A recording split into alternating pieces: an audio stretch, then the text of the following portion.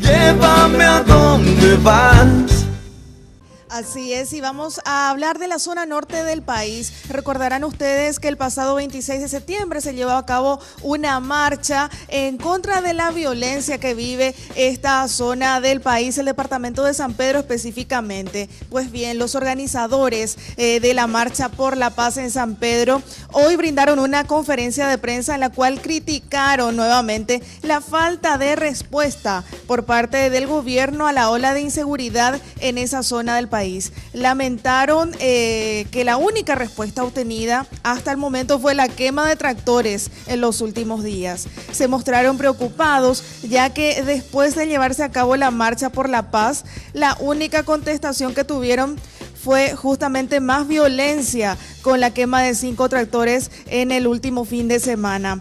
Y cabe recordar que permanecen en cautiverio el suboficial Edelio Morínigo desde el 2014, también Abraham Fer desde el 2015, Félix Urbieta desde el 12 de octubre del 2016, Fran Hiver desde hace más de un mes y Bernard Blast, quien cumple 25 días de cautiverio. Y esto es parte de lo que decían esta mañana en conferencia de prensa.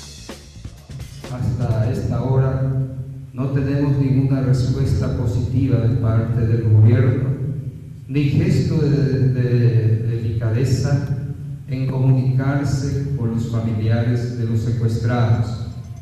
La respuesta que recibimos es la quema de 5 tractores en la zona de la Fuerza de Tarea Conjunta.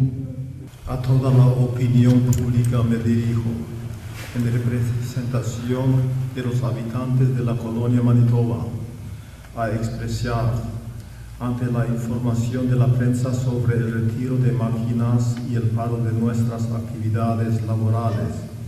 Negamos el hecho que nos ratificamos en nuestra intención de permanecer en nuestros hogares y nuestro campo, con el miedo de siempre tal vez, pero sin dejar nuestras obligaciones. Llévame a donde vas.